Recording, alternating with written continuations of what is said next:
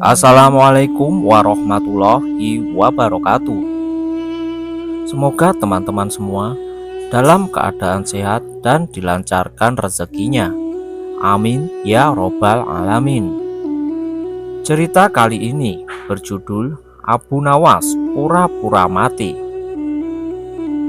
Apakah teman-teman semua masih ingat tentang kisah Abu Nawas yang menjual Baginda Raja Harun al-Rasyid untuk dijadikan budak?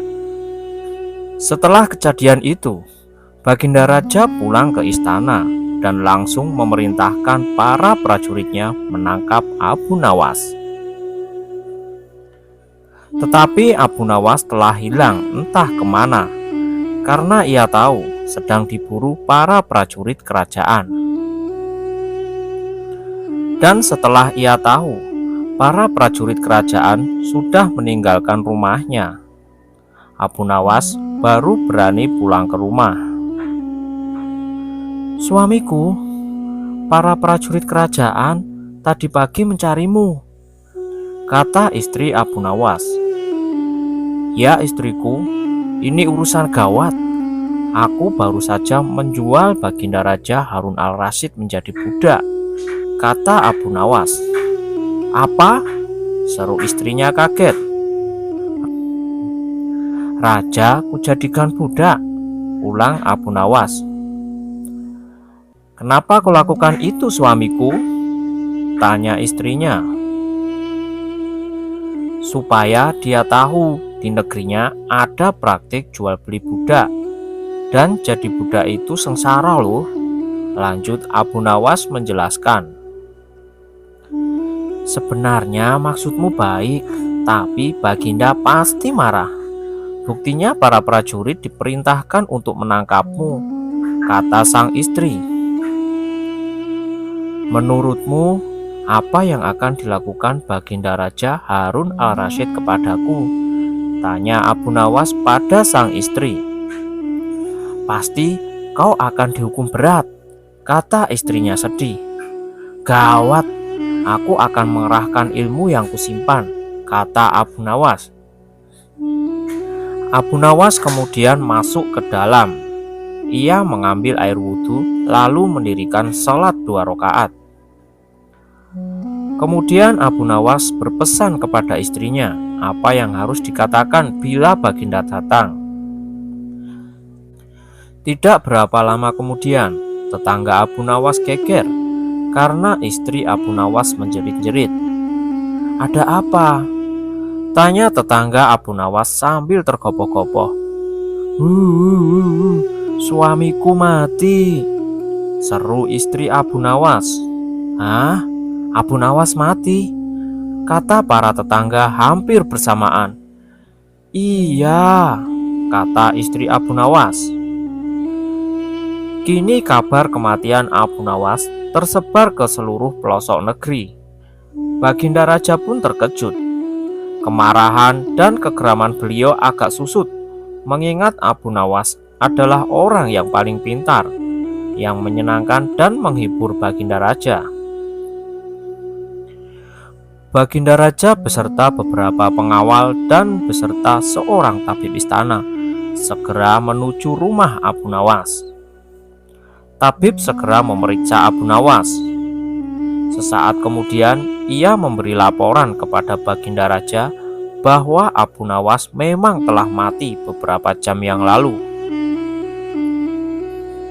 Setelah melihat sendiri tubuh Abu Nawas terbujur kaku tak berdaya, Baginda Raja merasa terharu dan meneteskan air mata. Beliau bertanya kepada istri Abu Nawas, "Adakah pesan terakhir Abu Nawas untukku?" tanya Baginda. "Ada paduka yang mulia," kata istri Abu Nawas sambil menangis. "Katakanlah," kata Baginda Raja. "Suami hamba, Abu Nawas, memohon sudilah kiranya Baginda Raja mengampuni semua kesalahannya dunia akhirat di depan rakyat," kata istri Abu Nawas terbata-bata. "Baiklah, kalau itu memang permintaan Abu Nawas," kata Baginda Raja menyanggupi. Jenazah Abu Nawas pun diusung di atas keranda. Kemudian Baginda Raja mengumpulkan rakyatnya di tanah lapang. Beliau berkata di hadapan rakyat, "Wahai rakyatku, dengarkanlah bahwa hari ini aku Sultan Harun al-Rasyid telah memaafkan segala kesalahan Abu Nawas yang telah diperbuat terhadap diriku dari dunia hingga akhirat, dan kalianlah sebagai saksinya," kata Baginda Raja. "Syukur, alhamdulillah," kata suara dalam keranda.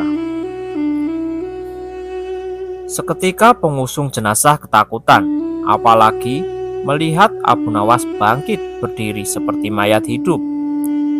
Seketika rakyat yang berkumpul lari tunggang langgang, bertubrukan dan banyak jatuh bergilir. Abu Nawas sendiri segera berjalan ke hadapan Baginda. "Hamba masih hidup, tuanku. Hamba mengucapkan terima kasih yang tak terhingga atas pengampunan tuanku," kata Abu Nawas. "Kurang ajar, ilmu apa yang kau pakai, Abu Nawas?" tanya Baginda Raja. "Ilmu dari Maha Guru, Sufi guru hamba yang sudah meninggal dunia," kata Abu Nawas. "Ajarkanlah ilmu itu kepadaku," pinta Baginda. "Tidak mungkin, Baginda. Hanya guru hamba yang mampu melakukannya. Hamba tidak bisa mengajarkannya sendiri," jelas Abu Nawas. "Dasar pelit."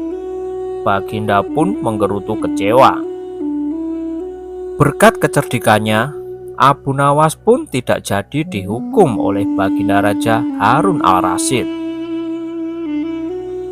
Sampai di sini dulu perjumpaan kita kali ini. Sampai jumpa pada kisah-kisah selanjutnya. Wassalamualaikum warahmatullahi wabarakatuh.